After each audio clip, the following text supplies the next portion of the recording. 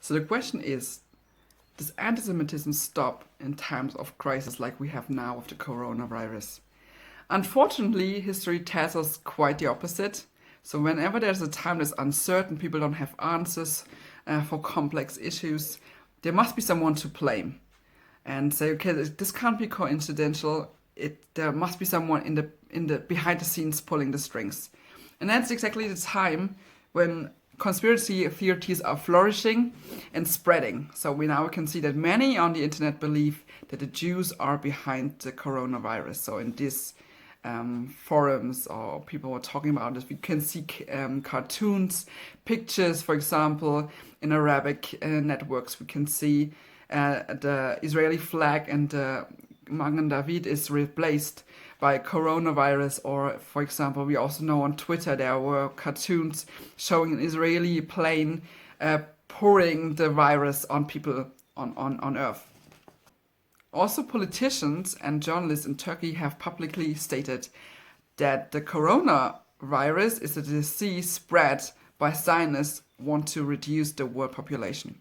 And that's a conspiracy theory that's not new, but indeed very old. We already know this by the Middle Ages. And the plague epidemic, that's also called the Great Dying in medieval sources, began in 1347, and it started from Turkey, spreading to Greece, Spain, Italy, Germany, Switzerland, and then to the north and also to Eastern Europe. And it cost 25 million lives. So it was a huge plague and devastated cities. And it was a disease that was really unknown. There was no cure for it, no help. People didn't know where it came from. And that was a time when thousands of Jews were murdered during that time because they were blamed to have poisoned the wells. People then believed they could see that the Jews were much less affected by the plague than the Christians.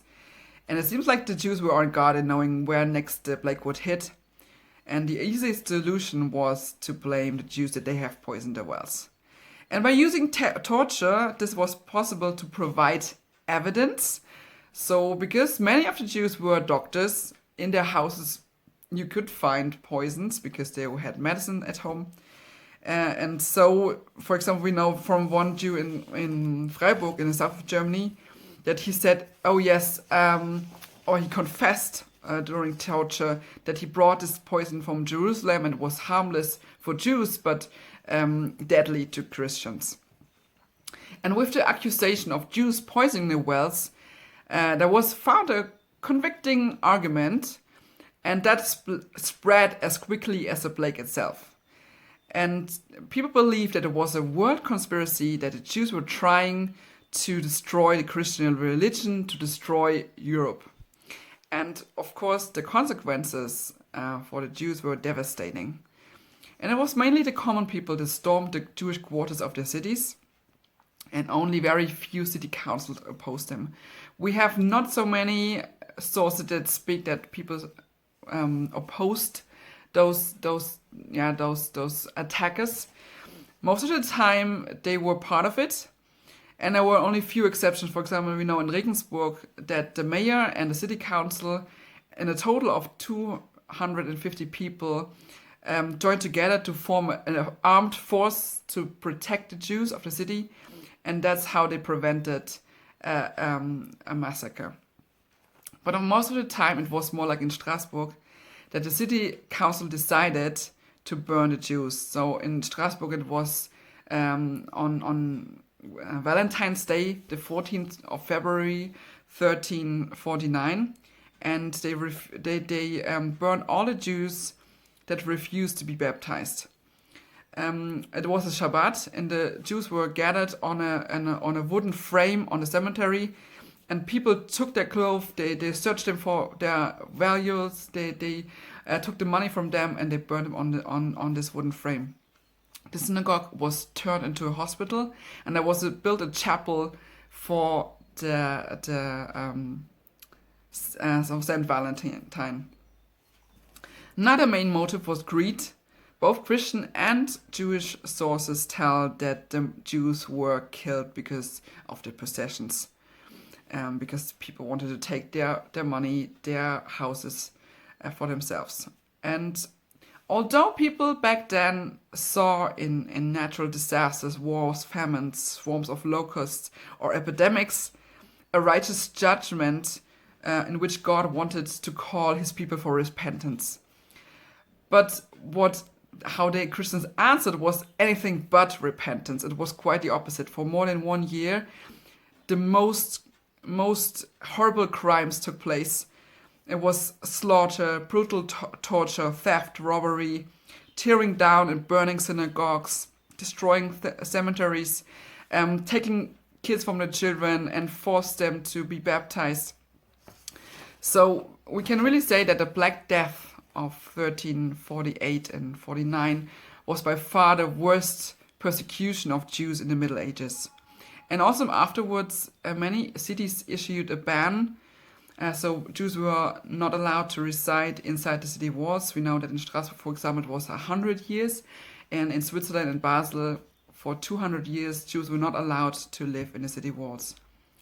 And many of the same arguments and motives we can find during the time of the National Socialism. The idea of a world conspiracy of the Jews spread again, and is quite comparable to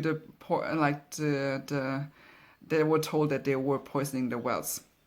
And also the element of greed finds its expression in the Arization of Jewish shops and business, and the Nazis confiscated their money and blocked the accounts of Jews and keeping it. And again, it's the majority of the population takes part in the crimes, like back then, and only a very few took a stand protecting their Jewish neighbors. And for the Nazis, the so-called world Jewry was the enemy of the world, which the Aryan master race had to destroy for the sake of its own survival. It was a justification for the Nazis of the Shoah, because that's the reason why the Shoah, they had to find every Jew in every country and kill them because they were as poisonous as a plague. And that's the reason why there was a war that destroyed millions of lives. Current conspiracy theories are based on the same idea. According to them, there's a secret plan for a population exchange that's taking place in Europe. And it's said that the Jewish billionaire George Soros is behind the whole plan and involved in this plan.